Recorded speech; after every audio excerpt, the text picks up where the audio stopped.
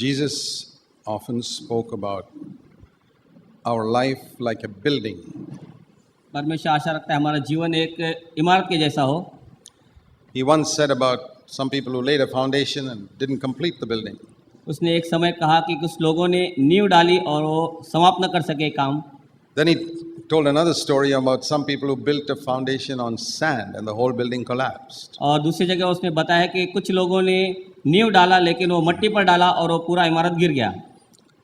And Paul also speaks about the importance of building properly. और पौलुस भी हमें इमारत के नींव के महत्व के विषय में बताता है। Many times in the New Testament we read about the Christian life is like a building. बहुत बार हम नए करार में पढ़ते हैं कि मसीह जीवन एक इमारत के जैसा है। Our personal life is like a building that we are building. एक हमारा जीवन भी एक इमारत के जैसा जिसे हम बनाते हैं। Our family, our house is like another house that we are building. हमारा परिवार एक और ऐसी इमारत है जिसको हम बनाते हैं। And our church is also like a house that we are building. और हमारा कलीसिया भी एक इमारत है जिसे हम बनाते हैं। And the important thing is that all these buildings, our life, our home and our church must all remain for eternity. और महत्व की बात है कि हमारा जीवन, हमारा परिवार और हमारी कलीसिया ये इमारत हमेशा बनी रहे। So if you are young, you only need to think about your personal life. अगर आप जवान हैं तो आपको ज़रूरत है केवल अपने विषय में, अपने जीवन के विषय में सोचने के लिए। If you are married, you need to think about your personal life and your family. और अगर आप शादीशुदा हैं तो आपको अपने और अपने परिवार के विषय में सोचना है।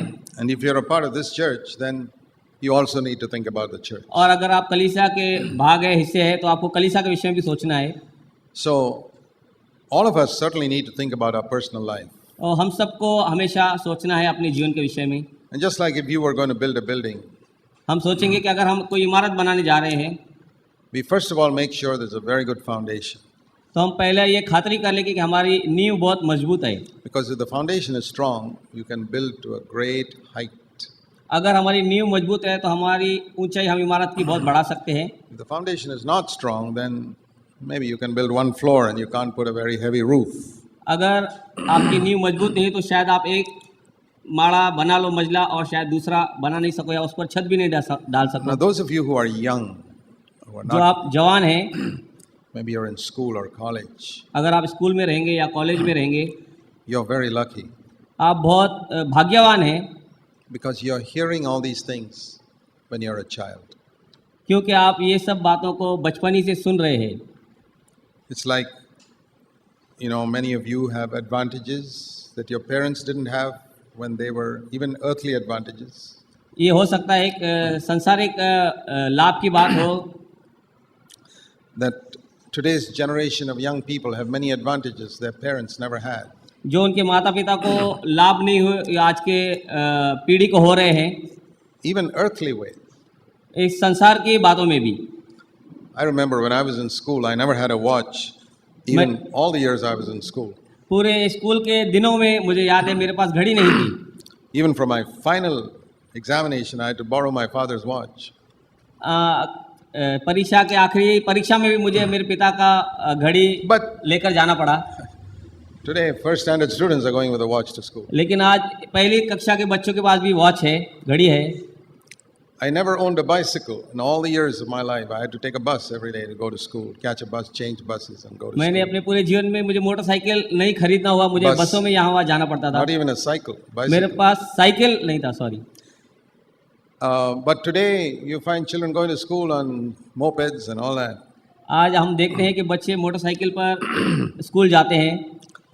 And so many, even clothing and all that. We used to wear very simple clothes and shoes. उस समय हम बहुत ही साधारण कपड़े और जूते पहनते थे। It's all very fanciful now. आज सब कुछ फैशनेबल हो गया है। It's good. The world is advancing. ये अच्छी बात है कि जगत तरक्की कर रहा है। In all the years I lived at home in Delhi, we never had a refrigerator in our house. हमारे घर में जब मैं दिल्ली में रहता, हमारे घर में फ्रिज नहीं था। But today, even poor people have a fridge. आज बहुत से और हर एक के पास फ्रिज है।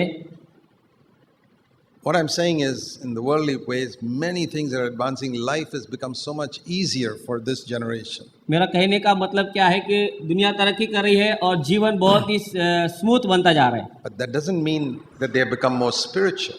इसका अर्थ ये नहीं है कि हम आत्मिक रीति में बढ़ रहे हैं। They have advanced materially, but not spiritually. That's the sad thing. हम चीज़ों में बढ़ रहे हैं लेकिन आत्मिक रीति से नहीं। Because today's young people learn bad habits much sooner than people learned it when I was in school 60 years ago.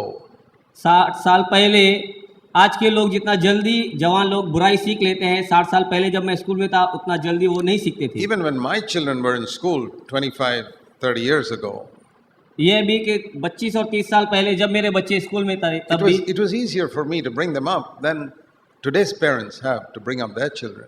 मेरे लिए उस समय आसान था मेरे बच्चों को शिक्षा देना अच्छी और बढ़ाना इसके तुलना में कि आज के माता पिता को। But at the same time, लेकिन उसी समय all of you children in this church have the opportunity to hear truths that I never understood till I was 35 years old. आप बच्चों को ये मौका है कि आज वो सच्चाई आप सुन लो और सीख लो जो मुझे 35 साल तक भी पता नहीं थी। Imagine what I learned when I was 35, you can learn when you're 12. बहुत आश्चर्य की बात है, विचार करो जो आप 12 साल में सीख सकते हैं मैं उतना 35 साल में नहीं सीख सक रहा था। That's like saying I joined first standard when I'm 35 and you joined first standard when you're 12 spiritually. ये हम सोचेंगे कि जब मेरी आंखें जब मैं 35 साल का था तब पहली कक्षा में थी और आज आप 12 साल के हैं और आपकी आंखें पहली कक्षा See में। how much you can progress. देखिए आप कितना उन्नति पा सकते हैं। You all can progress way beyond me, आप मुझसे कहीं बढ़कर उन्नति पा सकते हैं provided you take your spiritual education seriously. अगर आप अपनी आत्मिक उन्नति को गंभीरता से लेते हैं तो। You don't take your education seriously, you keep failing. अगर आप अपनी आत्मिक उन्नति को गंभीरता से नहीं लेते हैं तो आप गिरेंगे। We had a couple of cases of young men who came to Bangalore. हमारे पास ऐसे किस्सा है कि जो जोड़ी भाई और बहन पति पत्नी मेरे पास बेंगलोर में आए। A couple of brothers who came from Kerala. दो भाई केरला से मेरे पास आए। Their parents were very rich.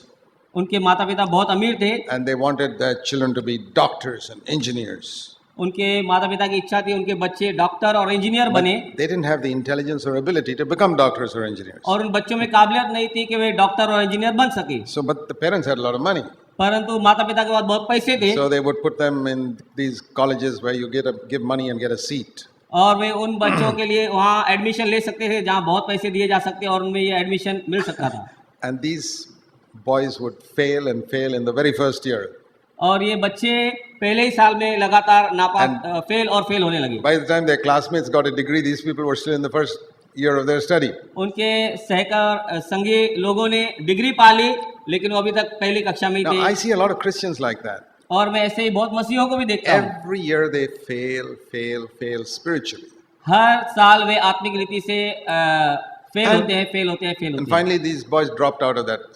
और आखिर में वे बच्चों ने वो स्कूल छोड़ दिया। And some Christians also drop out.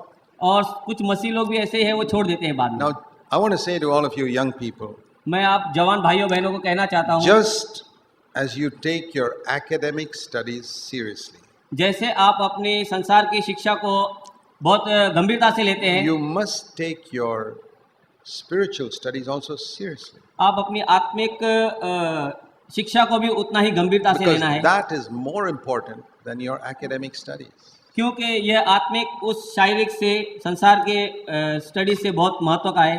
How bad you feel if you failed 1 year in your school or college? कितना आपको बुरा लगता है कि आप अपने स्कूल और कॉलेज में एक बार फेल हो जाते हैं। You must feel exactly the same way spiritually. Spiritually भी आपको इसी तरह से लेना है। Lord, I have made no progress in my life in the last 1 year.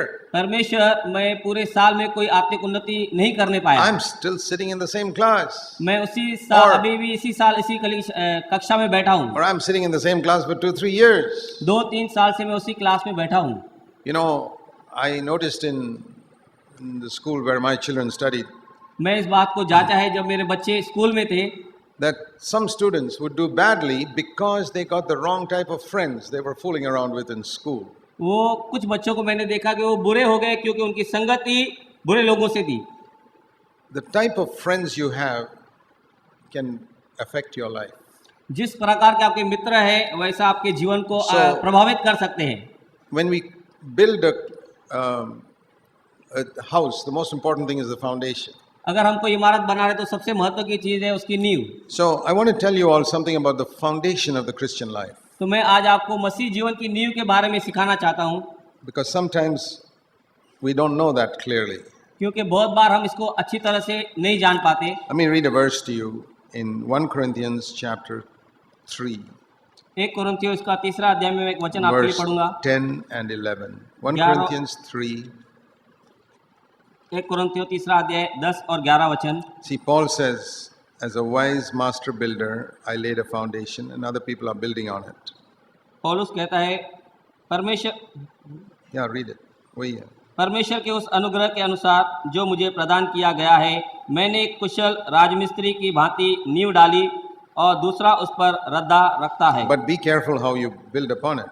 परंतु प्रत्येक व्यक्ति सावधान रहे कि वह उस पर कैसा And then रद्दा रखता है, it says there's no other foundation anybody can lay, verse 11, than Jesus Christ. क्योंकि उस नींव को छोड़ जो पड़ी है और वह यीशु मसीह है, कोई दूसरी So, नींव नहीं डाल सकता। The foundation of your life must be Jesus Christ. आपके जीवन का नींव यीशु मसीह होना चाहिए। What does that mean? इसका अर्थ क्या है? Because from childhood we have all believed in Jesus Christ. क्योंकि बचपन ही से हम सब यीशु मसीह पर विश्वास करते हैं। I never doubted that Jesus Christ was God any time in my life. मैंने कभी इस बात का शक नहीं किया कि यीशु मसीह इस जगत का उद्धारकर्ता और परमेश्वर है। But there's a lot of difference between knowing about Jesus Christ and knowing Jesus Christ. और ये बहुत भेद की बात है, अलग बात है कि यीशु मसीह को नोइंग गॉड है, Knowing about Him and knowing Him परमेश्वर personally. के बारे में जानना और परमेश्वर को जानना। It's like all of you may know that Dr. Manmohan Singh is the Prime Minister of India. ये ऐसी बात है कि डॉक्टर मनमोहन सिंह को हम सब जानते हैं कि वो प्राइम मिनिस्टर है इंडिया के। But do you know him personally? क्या हम उसे व्यक्तिगत रूप से जानते हैं? I don't know him. मुझे नहीं पता। You also don't know him and I also don't know him. आप भी उसे नहीं जानते, मैं भी व्यक्तिगत रूप से उसे नहीं जानता। But you can know everything about him.